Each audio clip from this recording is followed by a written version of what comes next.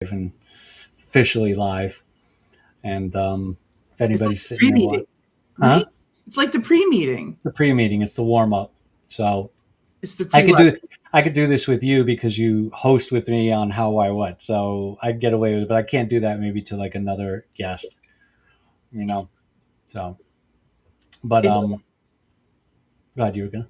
I was gonna say it's all because like my fish tank light just came on too. Just I was just about to say, like, all of a sudden, right? the angel halo just came. Like, It's me. It's my halo saying, "Oh, right."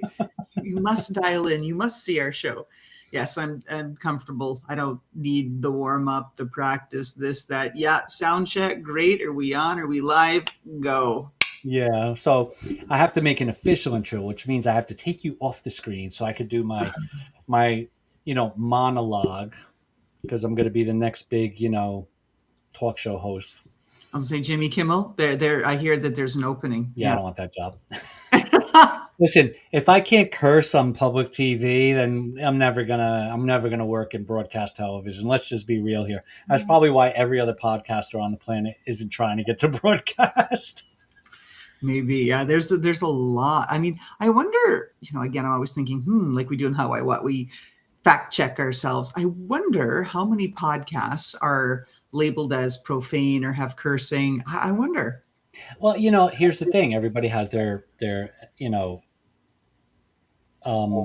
set of rules and guidelines, their standards, Sure. community standards or whatever. So YouTube now, you can't say death or dead or suicide. You have to use unalived or otherwise you're demonetized. But then again, you go over to like Rumble, and Rumble could give a shit. No, Rumble's like bring it on. I think it's like the Wild West of like It was like the Wild West what YouTube was years ago.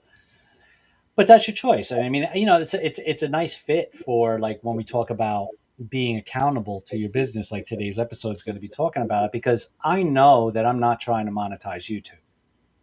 I have a bigger strategy in mind, so I'm not going to cry over it if I don't get monetized on YouTube. I'm not trying to. I'm trying to build content so that when I go to my OTT and I want to build my OTT platform, I have content. I have evergreen content. It'll get edited, some of it for dated, so we take out some dated stuff.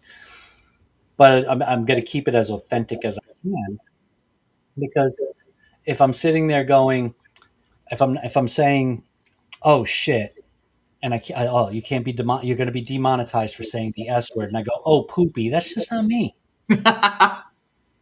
No, that doesn't work. No, it doesn't work. And so but I can't see that this is me being accountable. I can't cry or complain that I'm not getting monetized on YouTube. No, because there's rules you have to play to do it, and if you don't, well, so it's on me. So if somebody says, "Well, Eric, if you curse less, you might get more views." Okay, well then maybe that's not my audience. I also think swearing has really become part of the everyday vernacular. Now, I'm in contact with a couple of publishing companies with my book, which has the little asterisk, so it is redacted. But publishers still aren't all ready for that. There's very few that are. HarperCollins was actually the first that broke the ground, like from actually a subsidiary of HarperCollins, Harper One, when they published Mark Manson's book, The Subtle Art of Not Giving Up, right? Yeah.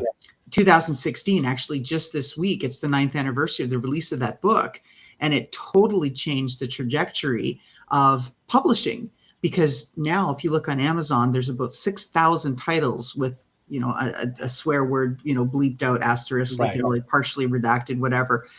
It's really the common path now. I mean, and you look at song lyrics, people have been using explicit language for a long time, but especially in the last few years. I mean, even Taylor Swift swears now, right? So it's mainstream. Yeah, and there's again, I'll argue that there's proper swearing and there's just bad swearing. Mm-hmm. There's a time and place for it. I think politicians. Like bad swearing is when you use it for punctuation. No, I think bad swearing is just poor timed, poor placed, incorrectly used, didn't read the room. I'm not gonna walk into a political meeting and drop F-bombs every third word to emphasize what I'm trying to say. I might drop one or two, but you got to read the room. You know what I mean? And I just see, like, I see it play out in the news, and I see it play out with the politicians. I don't care what side it is. These fuckers don't know how to cuss. There it is. Maybe that should be your calling, Eric. You say, here, if you really want to like curse like the cool kids, take my course. I'm going to show you how to do it. If you could make, and there's probably somebody out there that already has that. Probably. But I think it would be good. Could be, you know. I think Hayes is trying. Hayes is, let's see what she's like, wait a minute, what are you doing? Oh, no. Okay. She's there. She's on. I don't know if she's watching yet, but as the minute she jumps in, she's going to be like, she's going to probably text me and be like, you guys are live right now? Because we're about to go live. We put the smart glasses on. Oh, here we go. Now we're in We're trouble. about to go live in about 4 minutes. Yeah. Technically, we're live, but I mean, we're about to get socially acceptable in about 4 minutes.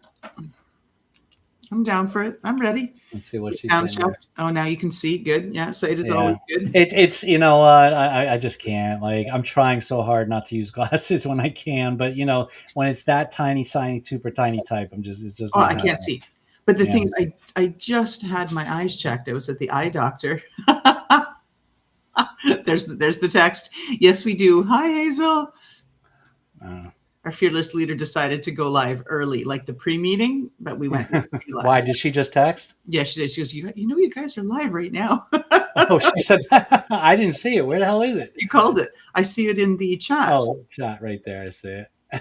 That's funny. Yeah, it's the warm up because it's a little bit, haze for the how, why, what vibe because we have no other guests.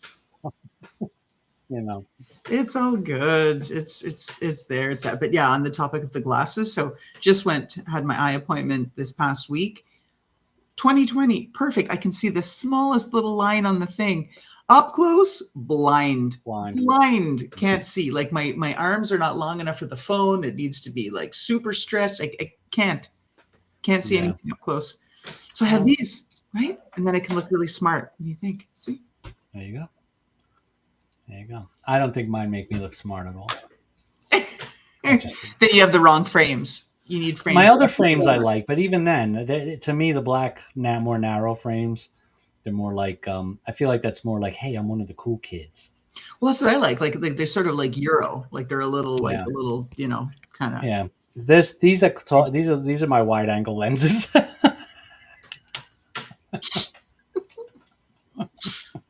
This way it makes me look a lot smarter.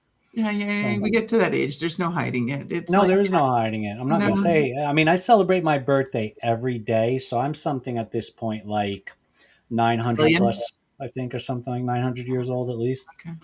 Yeah. At least more. No, more. Yeah, definitely. Wow. Probably somewhere in the ballpark of. I'm doing some math. Probably about 1,600 years old. You're older than some of the vampires. Well, I mean, at least, hey, listen, I do need glasses at that age. But we're going to go live. I'm going to take you off screen, and I'll do my stupid monologue. Perfect. For the people that are just tuning in or just tuning out. We have two fans. I just want you to let you know. It's Hazel and my mother. Hi, Hazel. Hi, Eric. They watch. And Hazel only does it because she's being paid. Whatever works, right? We all have to just do jobs we don't like to do, but we need paychecks unless we're trust fund babies, right? Yeah. All right, I'm taking you out. So, what's up, everybody? We just decided to tune in a little, come on live a little bit early, just to get some content for us and sort of warm you up a little bit. And that was, I'll be bringing back Dr. Mears in a second. She's the co-host on our How, Why, What podcast. And if you've ever seen the How, Why, What listened to the How, Why, What podcast, it's a lot harder, raw, and ugly than this talk show. The point of this talk show is to really give you guys something, give you the problem, give you possible solutions or remedies, and really kind of hopefully steer you in a direction that works for you. Not all the advice we give is going to work for everybody. I would argue that sometimes it doesn't even work for us. And so we have to try again. But today we're going to talk about accountability, how a business is accountable, why you're accountable, and why it's nobody else's fault but your own. And maybe you don't want to hear that, but it's the uncomfortable truths that get us through to the next stage of problem solving and pivoting. And I could tell you right now, Black Ink Creative Partners, and I'm sure Dr. Mears will tell you this too for her own business, successful businesses have always pivoted and made change. So I'm going to bring Dr. Mears back on right now, and we're going to ruffle your feathers. What's up, Dr. Mears? Welcome back. It's been a minute.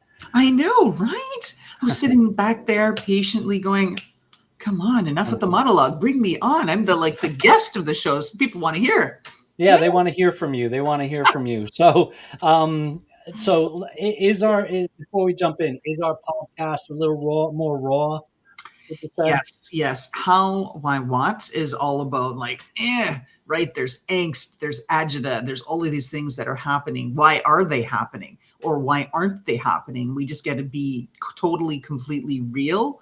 Here, it's not like we're not real because you and I are characters of our own rights and we don't take on pretenses and all the rest of that nonsense, right? It's WYSIWYG. What you see is what you get. Here we are. But with this podcast, it's, I'd say, more professional, more focused on being insightful and providing advice to businesses. See, that's why I have you as a partner in my other podcast, because you have the letters behind your name. You have the big brain, so you say it better. Dude, look at my head. It's big. Oh, you got that halo on your head right now. I know, it's my fish tank. That's the halo. See, why'd you give that up? Little fish going in there. It's 125 gallons. And what numbnuts, talk about small businesses and accountability, thought it was a great idea to put 125 gallons of water on top of all of your electronics. Right? Looks pretty, but yeah, it's a little scary. You're not in it. How far are you from the Ramapo fault line? I know. Well, we've had a few earthquakes in the last year or so, and the house has rumbled. I never even thought about the fish tank. I just thought about my crystal and my dog. I mean, those. Now you got to think about your fish tank. Grab my dog and then check out the crystal. Well, you might want to blame the architect, but you're accountable for that fish tank now. I know. So let's jump in. Can I turn it into a terrarium or something, and then put a turtle. Yeah, call it done. It's a lot of work. Yeah. So let's talk real quick about Steer Us, and then we'll jump into our topic today. So what does Steer Us do? So we are focused on helping businesses get seen, get centered, get results. We have our Small Biz Glow Up, which are all of the fundamentals that you need in digital marketing without having to boil the ocean. You don't need to create 8 different workflows and 10 different email streams that are going to nurture your leads. You just need the basics and a really solid strategy with how you're going to be able to get out there and get in front of the right customers with the right message. So we have this foundational package, our Small Biz Glow Up. I timed it. Yeah. See, I knew that fish tank light was going to come on just in time for our podcast. Perfect. So, I'm not going to jump into the who you are. You are Dr. Loralyn Mears. That's all that matters. You're a subject matter expert. We have a couple other episodes they can look back on to get your history. You're a regular now on this show, and you're a co-host on my show. And then you have your own podcast. It's called Small Business Stories. What's the Midlife Success? Well, Midlife Success is our YouTube channel. Okay. And our podcast lives on our YouTube channel, plus our podcast, Small Business Stories, also lives on Spotify, iHeartRadio, AWS, blah, blah, blah. So I screwed it up in the thing down here, I guess, huh? Yeah, it's okay. Yeah, so everybody, don't look at the ticker running down below. If you want our podcast, Small Business Stories, you can find it streaming everywhere, and you'll find it on YouTube, Rumble, everywhere else too. So let's get these off the screen. So, oh, come on. Seriously? It's all right. It's good. It's good. I don't want to show it. Well, it's going to keep coming. It's like it's technology. I have been technology I don't know if Mercury's in retrograde. I've been traveling a lot lately. Last week, actually, the week before, got on the plane. Like I was, raced to the airport, O'Hare, right? It's a nightmare, rush hour, Friday, Michigan Mile, the whole thing, blah, blah, blah. Get to the airport, sprinting through the airport, get there, finally get on the plane. And of course, we're delayed leaving. We were number 37 or something in line to take off. And you can't touch your bag. You can't do anything. And then finally, like, beep, right? Like, oh, I can use my laptop. And I go and I'm like, my laptop is not making the return flight home with me. Where is my laptop? So ever since then, just I've had chaos. Now I did get my laptop back, but talk about accountability. Okay, my fault. Fine. Left it in the conference center, plugged into the thing. Can't even imagine that. But extortion is what we will use as the word to describe the fees that it took to ship it back. Yeah. Yeah. Yeah. Well, let's talk about, being accountable as a small business. I say this straight up. I've heard it. We launched ProcurementCon in 2018. Mm-hmm. So we've been around the small business community for quite a few years now. And that's not including all the years serving the business community, right? And as in the capacity of a brand development company and marketing company. And I can say with beyond a shadow of a doubt, 100%, that the percentage of small business owners that do not hold themselves responsible for things that don't go their way is astronomical. I think I don't know what the statistic is because I don't think that's a statistics people are going to admit to. I don't even think ChatGPT can figure that out. It'll probably give you the answer like that statistic is not really available. But I guess from experience, I've seen it. I've heard it all the way up until like even the last event we've had, where the businesses would say, "Yeah, I got turned down for a loan. That bank sucks." Do they? Do they suck? Or were you just not prepared properly for the loan? Or did you just not qualify? And I really think that either it's one of two things. It's their ego keeping them from accepting that, or it's a lack of, I don't know if I want to say knowledge, a lack of preparedness. Bingo. I was gonna jump in, but I was biting my tongue, so I didn't cut you off. But yeah, preparedness. I mean, even planning to get a real ID takes some strategic planning and some, house cleaning. Oh, wait, you need this, you need this, you need like 50 points of ID. Well, it's not 50 points, but you need a whole bunch of things and you've got to be prepared. And I've seen people in line at the DMV, which, as you know, never fun. And then you get there and people are like, what do you mean I can't get my real ID? And they're like, you have 2 points. You need like 6 or 8 or whatever it is. And like, why didn't you bring all these other documents? I forgot. It's like, well, I forgot. Then you don't get your real ID because you don't have the ID you need to qualify. Yeah. I mean, how do we can cite tons of examples and metaphors. I mean, we could sit here all day and do it. I'll use myself as an example. I mean, producing events, right? Mm-hmm. Our boxing event got pulled. I had to make a decision. Keep the event and raise an additional $20,000 that we didn't have 30 days we couldn't raise, or let the promoter go with their financier to the event, to the venue he wanted, and that was that. Whose fault is it?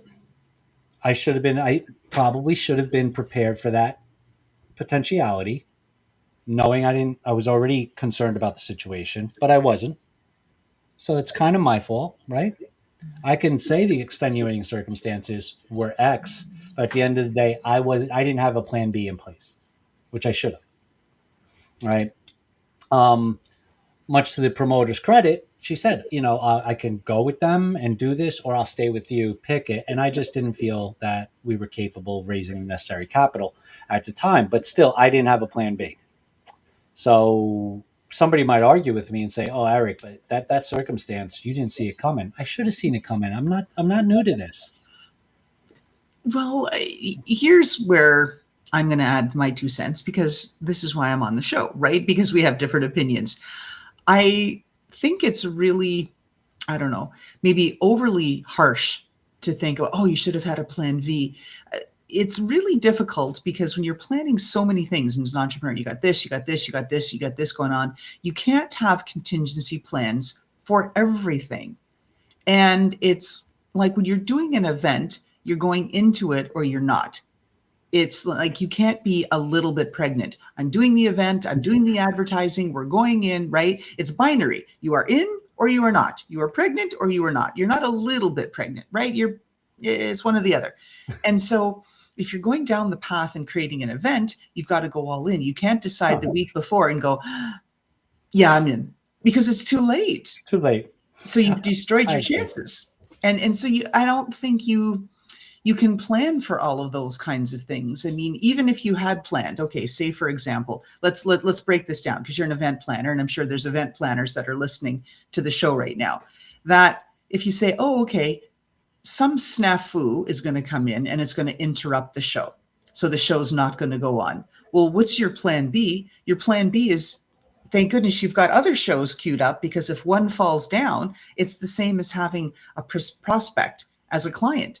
And you're hoping that this one's going to come and this one's going to come and this one, but this one didn't. So you're not going to get the revenues from that. But you're not just banking everything and putting all your eggs on that one basket or that one prospect. You're like, no, I've got this one, I've got this one, I've got this other thing going, with the goal of, okay, fool me once, but not fool me twice. And then you're going to go down and pursue the path with other prospects, other clients who aren't going to yank your chain in the same way.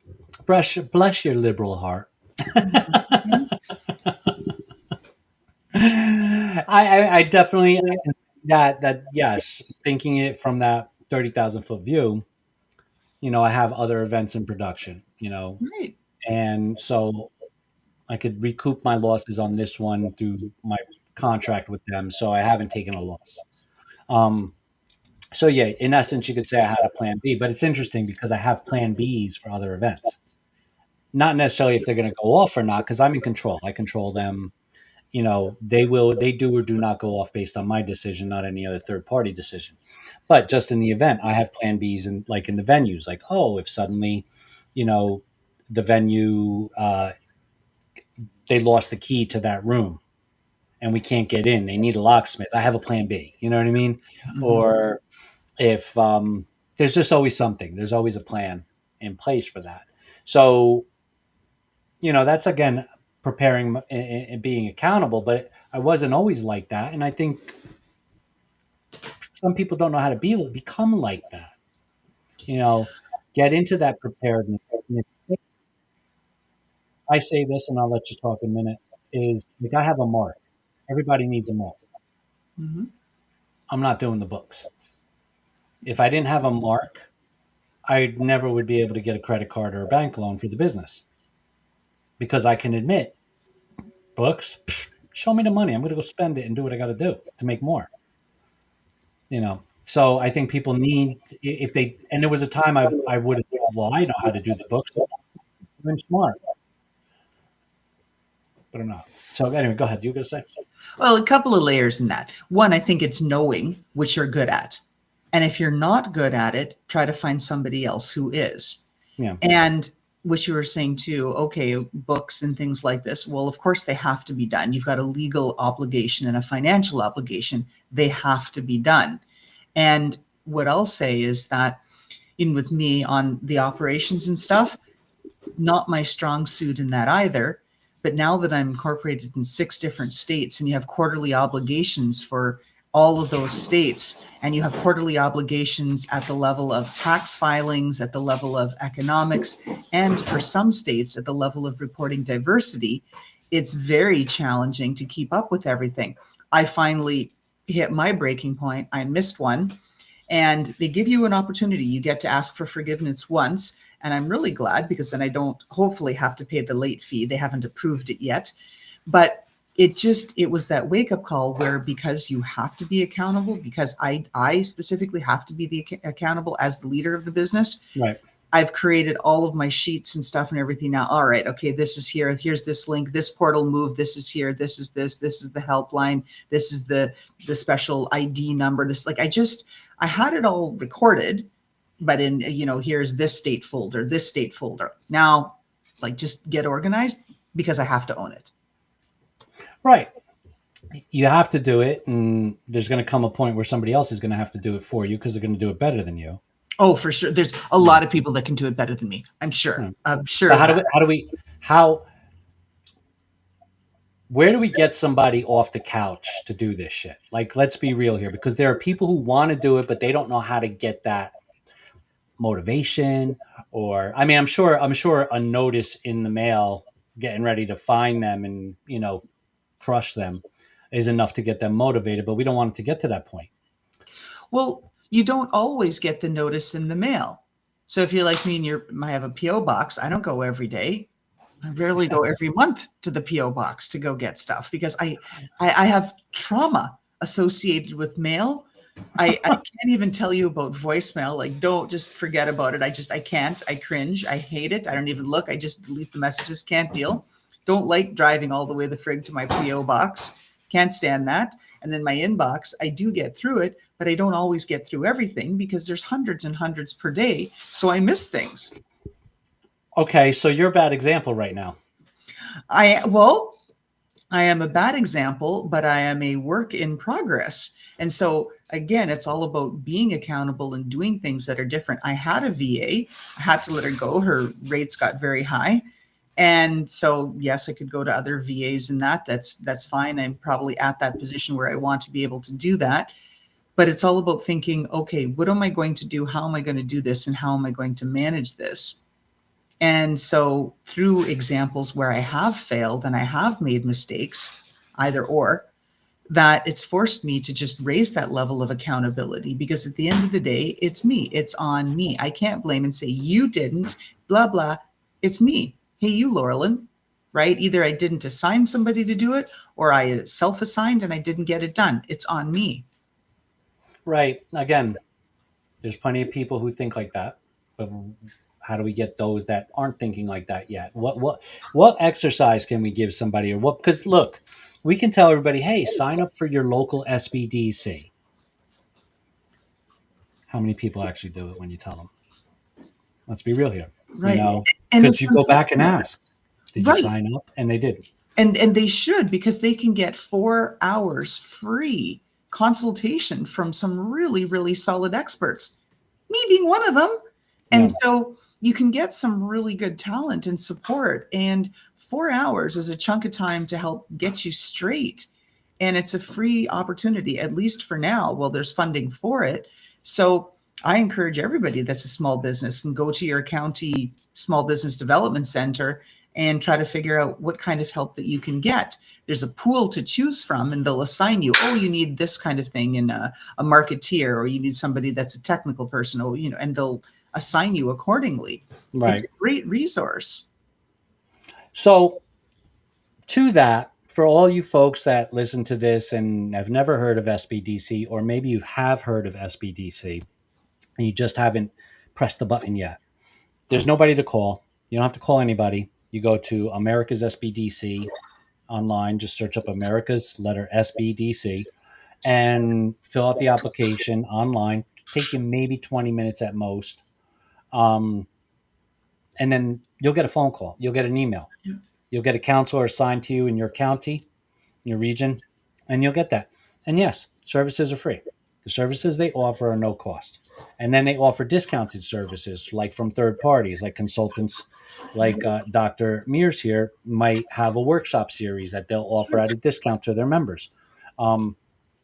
So do it, because it takes 20 minutes. If you got 20 minutes to watch the Real Housewives of whatever fucking city you're watching, okay, you got 20 minutes to help yourself.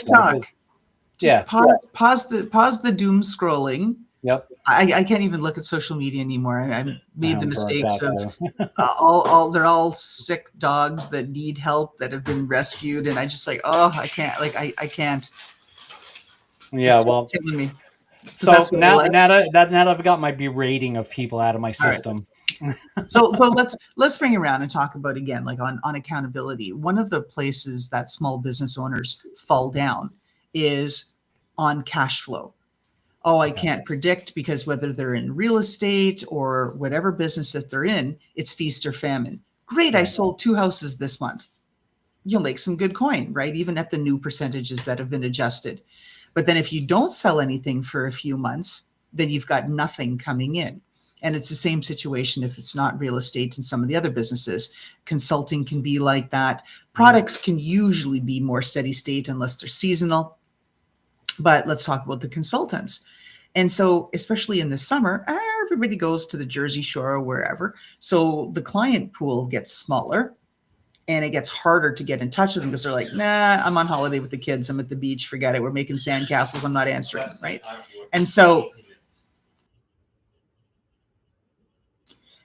so then what also happens is that because you can't reach them, what ends up happening is you start going into this spiral. Oh my God, I couldn't get another client. I couldn't get another client. And then you start to panic. And then you think, well, I'm just not going to deal with my cash flow issues.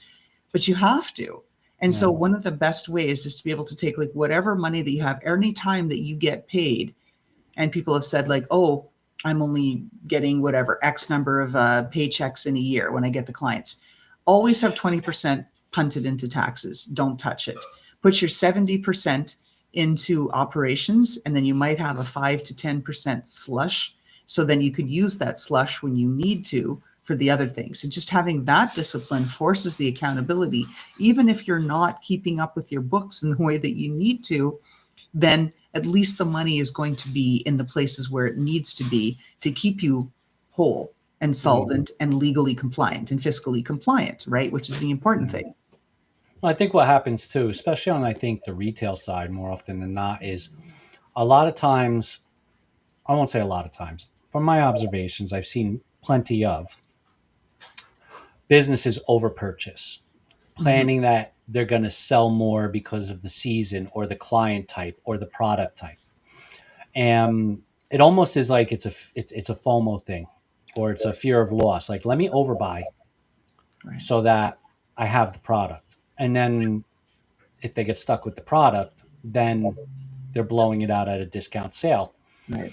And I think planning is really important, and retail, I think, is a good place to, because it could be anything. It's even like advertising for a consultant. Same thing. Don't overbuy the ad space because you have a fear of not hitting all your audience targets. Be really careful. Build it. Make it grow. And one of the simplest things, in my opinion, that you can do is set the goal to sell out and then position yourself to be the hero when you do sell out. So order less or spend a little bit less money on your deployments, or become more targeted in your advertising deployments. And this way too, I think that bends your psychology a little bit too, right? As a business owner, you say, hey, wow, I sold out. That was a smart move on my part. I'll start to create this rhythm.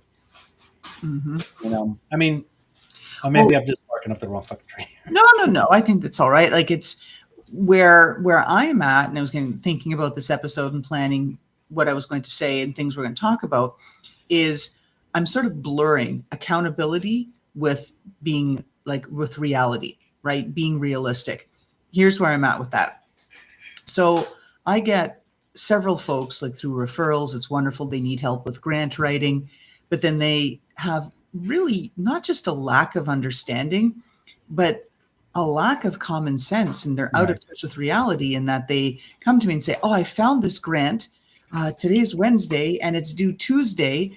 And then when I get the money next week, then I can pay you something for writing the grant. In what realm? Right. I'm a fee-based, fee for service kind of gal. That's what I do. And it's also, who expects that the government is going to grant you the money right away, that like within a day or two after you've submitted an application? And who has the audacity to think that they're going to win? I mean, everything is so much more competitive. So I look at things like that and I think, wow, that's not even, like I said, it's just, I find it mind boggling that they think that they're going to get this grant and they can get everything. And they're like, here, you take it and you do it. And if you don't win, I'm not paying you. Right. That's where the accountability reality thing blurs for me, and just kind of. Well, I think one of the things too is, and this is a good segue because you're talking about grants, right there in the ticker. Yes. October 14th, Livingston, New Jersey, at the Eisenhower Conference Center, we are going to be having our Grants and Finance Symposium, and hopefully we'll be doing one of those at least every year. Unlike other possible things, is what you want to do is you don't want to find out where the money is. Knowing where the money is easy. That's easy. You got the internet, you got counselors, you got advertising. Gen AI. Yep. Money. The key is how do you get better prepared so you can get approved? How do you write better grant responses so you can win more grants, etc.? How do you build teams? And whether you come to an event like this or you ask that question online and you get a counselor, that's important, because at the end of the day, you're accountable for every step of that process. And you can't blame a bank, and you can't blame the government, and you can't say, well, I thought I would have the grant in 30 days. Well, you clearly didn't read and understand the instructions where it says to be eligible, get past the eligibility part, and then get past the this is how long it's going to take part. And then, so you have to form good habits, and you can definitely talk, because I think we did this on one. We talked about habits, good habits, on one of the podcasts. Was these good habits take about 3 weeks to produce. Right. Takes only about 3 weeks to create a habit. If you're consistently at it every day. So talk to me about about this good habits that these people have to form in order to take accountability for their businesses. Well, I think there's a few things. So if you avoid money and finances, then you need to set up at least one day a month, be it the first of the month, the last day of the month, whatever the cadence is. And I've had people push back and they're like, well, if I pick the last day of the month and then, oh, I forget, because I'm always thinking it's the 30th or 31st. So I got messed up because last month was only a 30-day month, or it was February, so it was only a 28-day, right? People will find excuses for everything, right? And so make it the first day of the month, because every month has a first day of the month, right? And take a look and see where you are at things. Yeah. So I think that's a good practice that you need to have that drives that kind of accountability. I also think a quarterly approach at looking at where you are. And I ask my clients this. I do a little quick 3-question survey. Hey, based on scale, 1 to 10, how satisfied are you with everything? What are you really, excited about? What was awesome that we've delivered for you?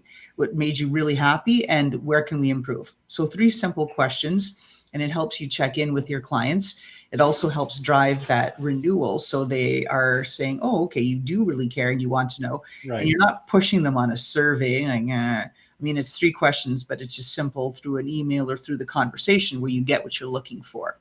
And I think that's important as accountability, because if you're not doing something right and you hear about it, A, the client may give you a chance to course correct, or B, you can start being prepared.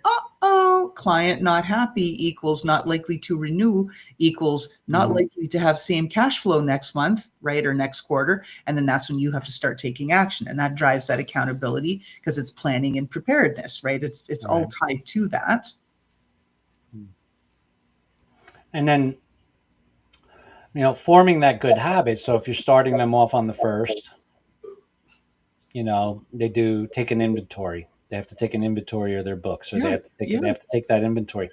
If you did that, if you took an inventory of your business once a week, and when I say inventory, I don't mean go out there and see how many shirts and glass vases you have. I mean inventory of your books and everything you set out to do. If you did that every week, within 3 weeks, you're going to do it automatically. It's going to become a good habit to have.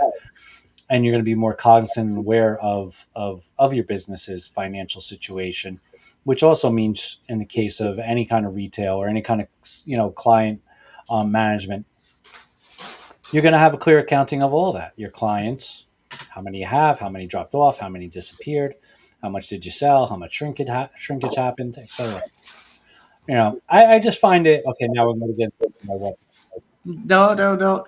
We'll keep it up here. So for BizTalk, you don't need to have 50 metrics. I know a lot of companies that do 50, 100, 200, 300 metrics, but you need a few. You need these KPIs, key performance indicators. There's some things that you just have to look at and see where you are. Yeah, and let's dial that back so you don't have to use industry lingo. How are sales today? Right. Just a couple KPI. of checkpoints. Hey, this month, did I make more than I did last Mm. month or not? Did I make Yeah. less? Okay, great. You might want to look at social media following. A lot of people look at that, and it's not just vanity metrics. It's okay, are you getting engagement? Are there people? Are people dropping off? Right? That's more of the metric that becomes concerning, but you want to take a look at that. You want to take a look at where you are on cash flow, right? How much is left in your account? What is your burn rate? Yeah. Let's get away from money real quick because I think there's something that's you touched on when you said social media engagement. There's Mm-hmm. just a large degree of people out there who don't see the engagement because they don't look. Well, they look at the follows, they look at the likes, they look at the impressions, right? They see the shares, which is amplification, um, the reposts, and they don't see what they think should be high numbers. I think what people don't realize is, and then they pivot how they're marketing or what they're doing, right? And sort of dial it messes with maybe their brand a little bit, like because they're starting to create an expectation or they're starting to create a narrative, Mm-hmm. and the viewers that they have an expectation now based on that narrative, and then suddenly they don't see the numbers and they flip. What people need to realize is when we're talking about doing that stuff, it's not really if you have, let's say you have 100 views on something. That's it, 100 views. I can assure you 1,000 people have seen that. They've seen it because it's the people that aren't getting picked up that still see you. Whether they see you in the periphery subliminally, because we know advertising works on that peripheral as much as it works on the direct. Um, how many people are anonymous? How many people are whatever? There's a lot of people watching, and I think you can't get discouraged. So, with that little tidbit of information out there, and you should just keep pushing. Shoot for the vision, not the number. Don't say Oh, I need 1 million views to sell 25 widgets. Keep shooting for the sale of the 25 widgets. Keep selling. You know what I mean? If that's well, your goal. I would say you've got to look at it differently because it's not all just about the numbers and how many people following. There's other ways. So if you're not getting the engagement, you're not getting the followers, and you're not changing month to month, or at least at every quarter, if you're looking quarterly and you're not seeing a positive trend, then you've got to look at what you are doing and figuring out how to do something Yeah. different because you're going in the wrong direction, right? And you And can't. social media is a bitch. Oh, I just yeah, I think in I loathe social society. media. Oh, I loathe it. so do I. And it's so Yeah. essential, but Yeah. that's just it. I wish it would go away. I think it harms kids. I think it harms, Oh, it does a lot of harm. I mean, I do miss the days of looking at grandma's burger. I'm so sorry I made fun of that shit. all right. It's like, this is what I ate today. Yeah, I love it.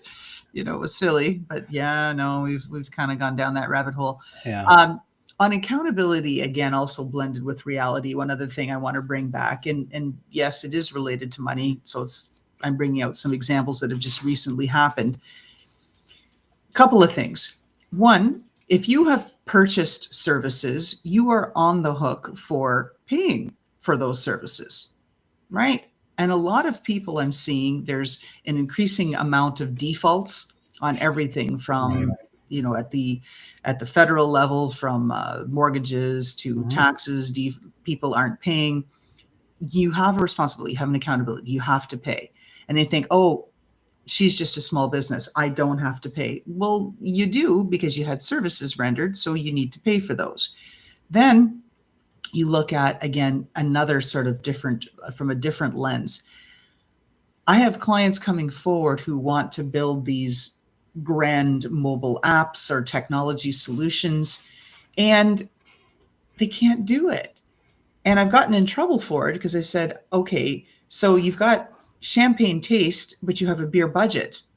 So you don't get to have the champagne. Oh, no, no, no, no. Yeah, this is what I want. Just go build it. Just bring your price down so I can have it, because this is my budget. I want this, but I want you to build this for this. Like, no, it doesn't work that way. It's like, yeah, I really want a Maserati. but I'm not going to go to the Maserati dealership because I can't afford one. So I'm just not even going to go shopping for one.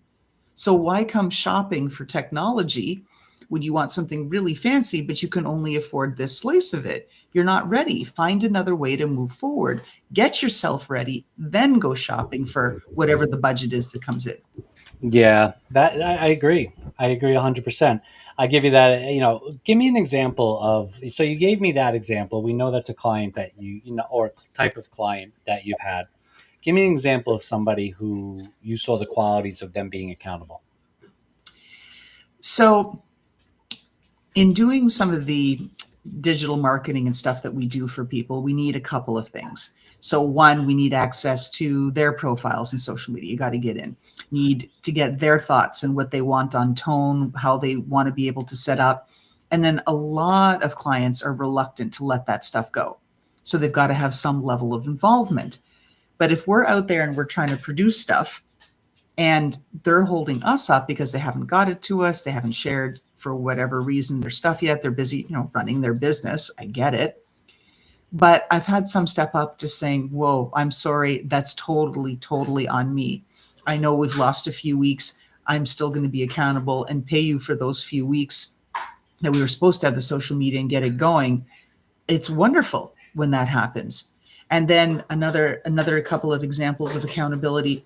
I've had some clients where they've come forward and we've had X whatever consulting agreement. They're going to do this or they're going to do whatever that hours or they are, and they've gone over.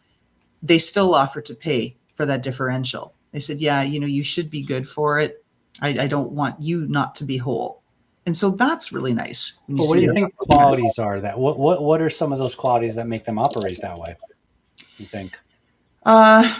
I think they're in a better financial position, number one. So they've got more stability or structure with their business, more maturity with their business. I also think that they have been in a position where they've lost themselves. And so they don't want that to happen. And so they're much more aware of what it's like and how other people are dealing. They're not so focused on themselves. They've just got that level of self-awareness, right? Emotional intelligence, right? Business integrity. Right.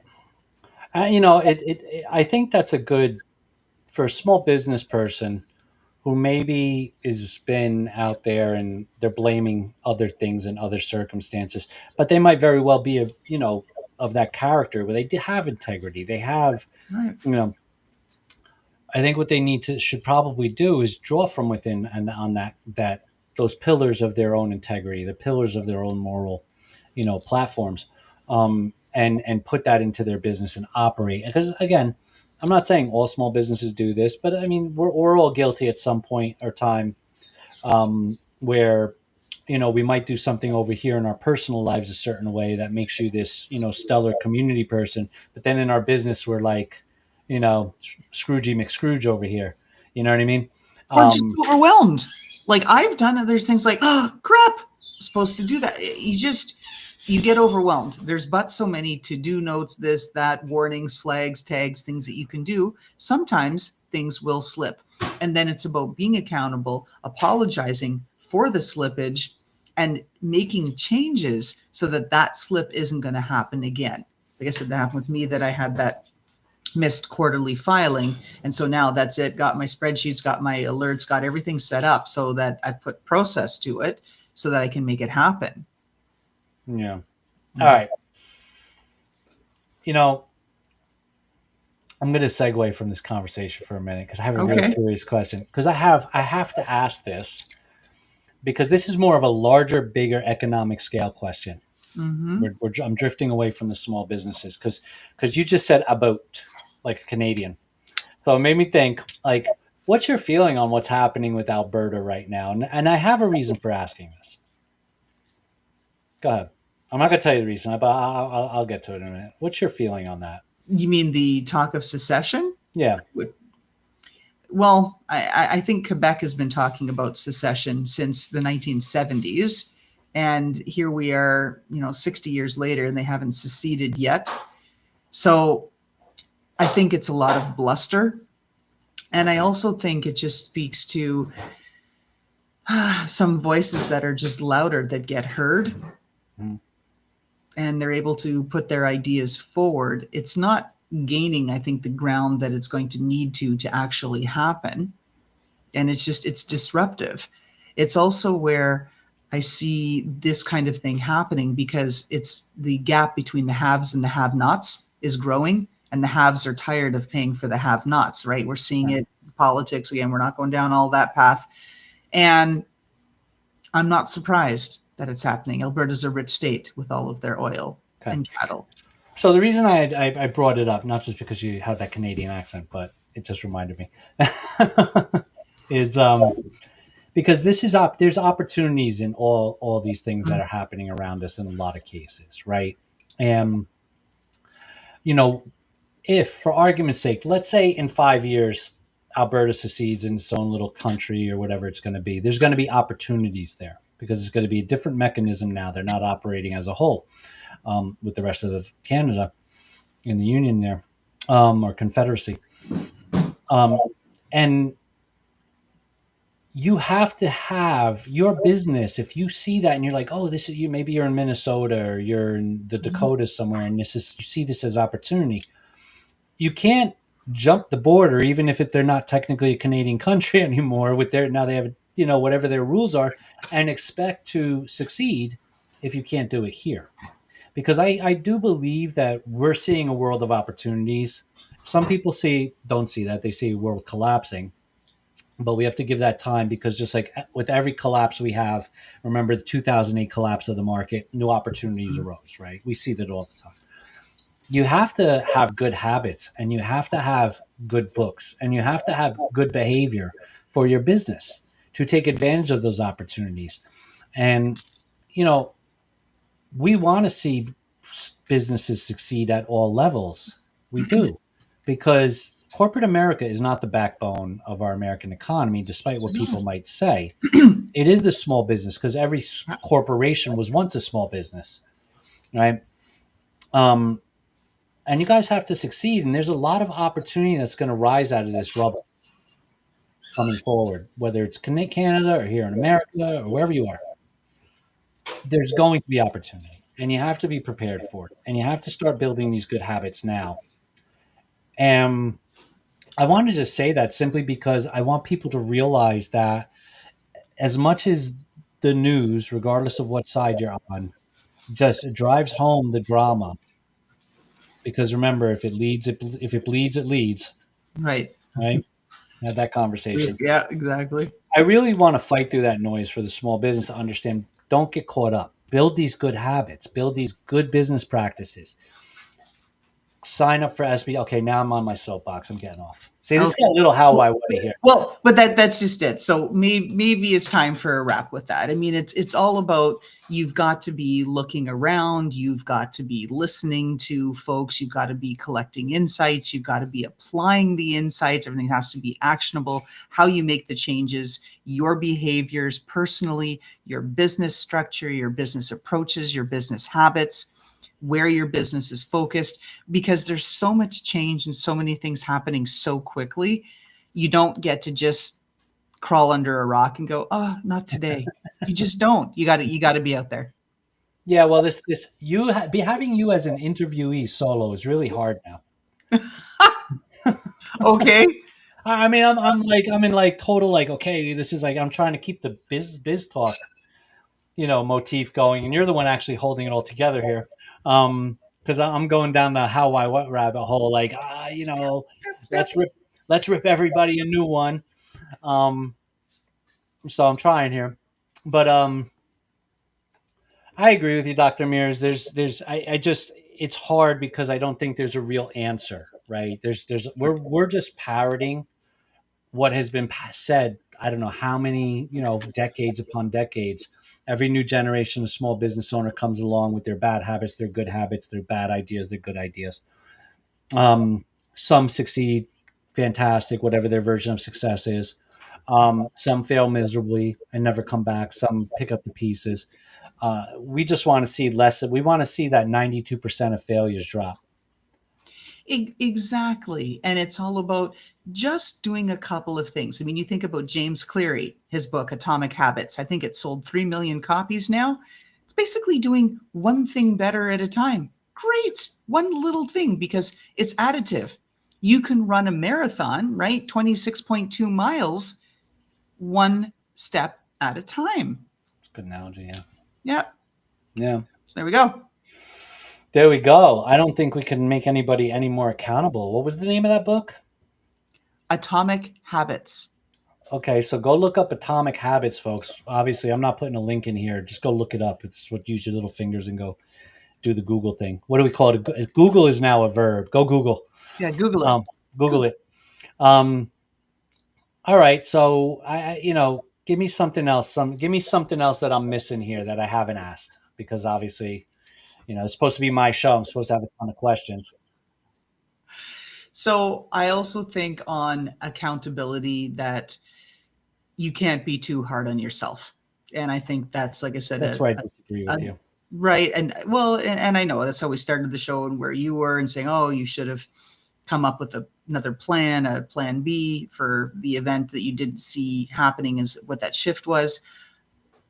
I think that there's just too many things in the world and too many opportunities to be self-critical for. It's being aware, oh, okay, that wasn't ideal. Is it irreversible in what you did, or can you learn and grow from it and try to figure out what to do next rather than, beat yourself with it, and just sometimes you got to let it go. Yeah. I mean, I don't think any one of my failures is ever been a failure in the sense of I haven't it, I haven't tried again, and I haven't learned from it. I always have. I always have.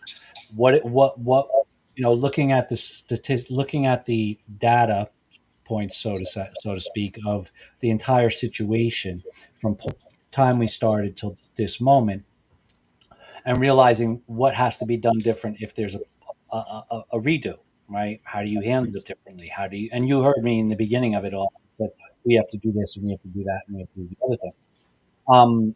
And I think that's how failure needs to be looked. And that's a good habit to have. You can fail. Absolutely. That's called resilience. Yeah. Is what it's called. Right? Resilience isn't just I crawl under the covers and I stay there and I cry and like whatever and then it's over. No, resilience is saying, all right, I frigged up or this happened, didn't count on it. I'm not going to let it bury me. I'm going to find a way to move beyond it and do things differently so it doesn't happen again, or I have lower risk of it happening again. That's a really good habit. That's accountability meets resilience meets all of it, right? Yeah, it's absolutely the resilience, and I don't. A lot of people I don't think understand what resilience is. Like it's. I don't know if it's an ambiguity as far as because it's not. I don't think it's used sort of in the everyday language. Like, we hear it a lot in business and we hear it a lot in sports, right? Resilience, the athlete's resilience. But it's not in our, and I think it is grit. Well, it is that's it. That's a key part of it. I think resilience is a component of grit. Grit also has tenacity in it. It also has, like I said, that sense of like determination, all of these other things, and more positivity and spirit with it, and self-confidence. I mean, there's a lot wrapped in, I think, into the grit piece. And as Gen X, we know resilience. We are the most resilient generation, but ironically, we've given birth to the least resilient. Right, Gen Z, the least resilient, and that's a whole other HWW. Yeah, well, that we really have to have. I think we do that once. We talked about yeah.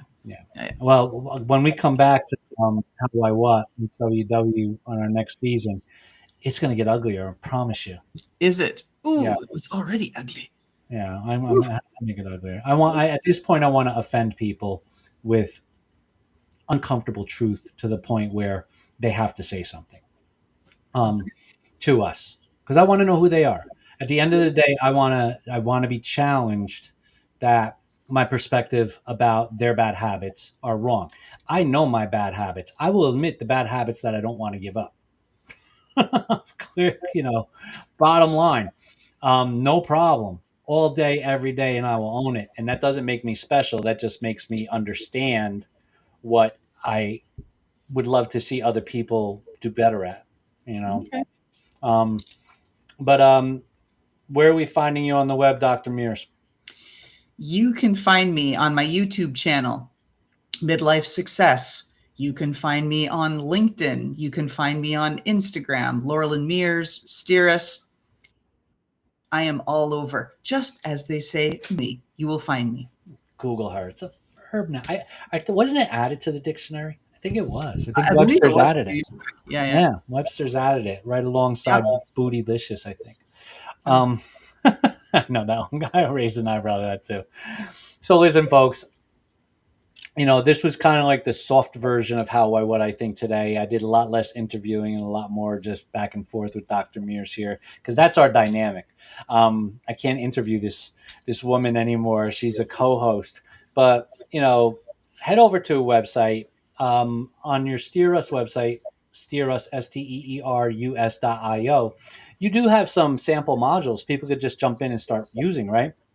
Oh, yeah. There's all kinds of things. So there's course content. So things you want to learn about, build your leadership, build your soft skills. There's all of that. And then there's a whole list of different things that we can do and tips and how you can DIY your digital marketing, help yourself. So there's lots of goodies.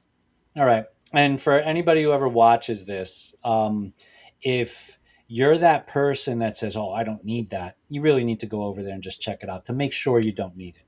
And if you're a person who doesn't want to admit that they need that, you really need to go over there and just suck it up, right? And check it out. And then, of course, sign up for SBDC if you haven't done that. That's not a paid promotion because they don't pay to promote anything. No. Right.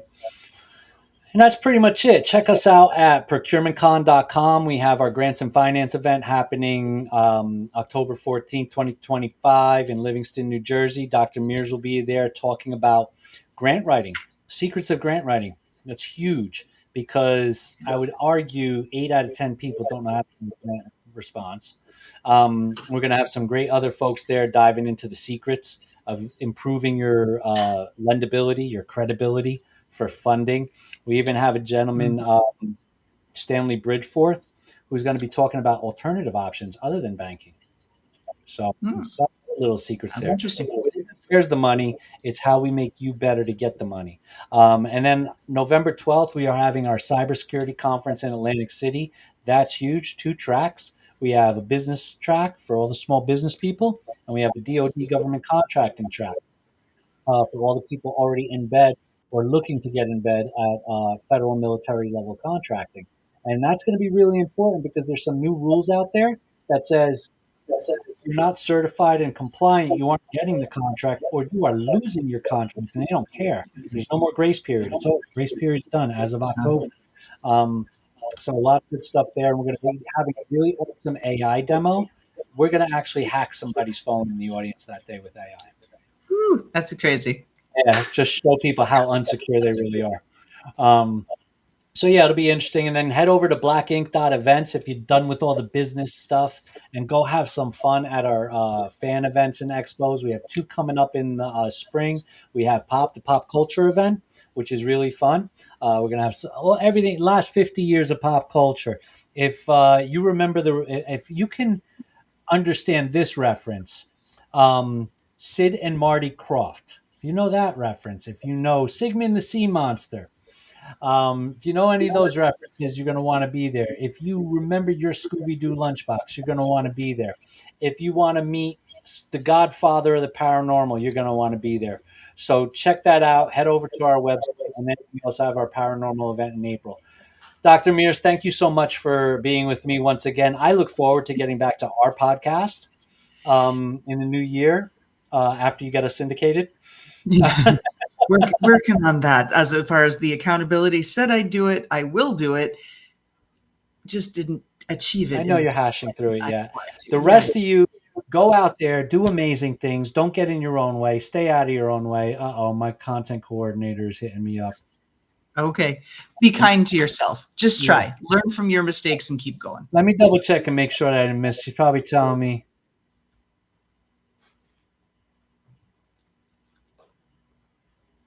Oh, it was a technical issue, apparently. Okay. I can't help it. We're not there yet. We're a big studio, but we're going to be there. And when we are Good. there, Keep it we'll be up. rocking. We're keeping it. We'll rock it. We'll have nice, pretty studio stuff, and then we'll have to charge you to watch our show. Okay. All right, folks, go out there and make everything awesome happen. And in my favorite closing statement, go out there and make shit happen. Good night, Dr. Mears. Thank you. Good night. Thank you. Bye bye. Bye.